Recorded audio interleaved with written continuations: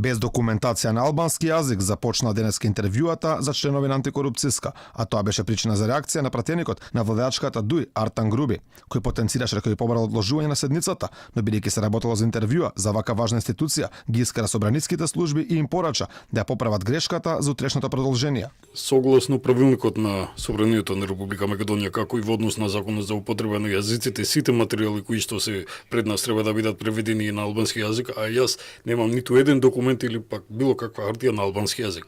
Иако во законските одредби се предвидува членови на антикорупцијската да бидат надпартиски лица, првиот кандидат кој беше интервјуиран и еден од оние кои го помина првиот филтер за да биде дел од комисијата, Тања Алтанџиева, во периодот од 2006 до 2011 година била дел од ДИК на предлог на СДСМ, кога и повторно била предложена за нов мандат.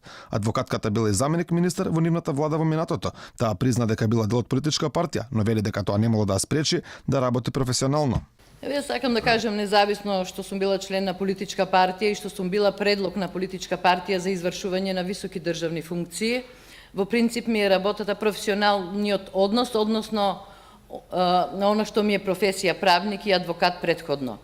Еден од кандидатите, кој пак во духот на двојазичноста го користеше албанскиот, на прашање што претходно работел во делот на сузбивање на корупцијата, не одговори прецизно, но кажа дека имал 9,5 годишно работно искуство во Швајцарија, како и дека секогаш работел според законите. Сме работели согласно законите кои што се под наша надлежност и кои што не обврзуваат. Никогаш не сме делувале надвор од одредбите на законите и не понекогаш, туку и секогаш ќе се потсетуваат и запирките во утврдените законски текстови. Еден од кандидатите, поранешен ревизор и раководител на ревизорското тело на ИПА, порача дека оние кои имаат јавни функции би морале да ги објават своите приходи. Инаку во последниот период во јавноста е познат случајот со специјалните јавни обвинители, за кои нивната шефица кажа дека нема да ги открие нивните плати.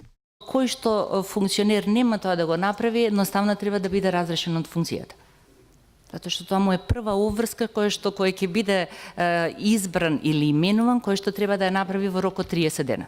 За членство во антикорупцијска во собранието пристигнале 80 кандидатури, од кои 22 се одбијани, бидејќи не ги исполнили условите. Еден кандидат се откажал, а 57 ќе бидат интервјуирани. Комисијата ќе продолжи со работа и утре.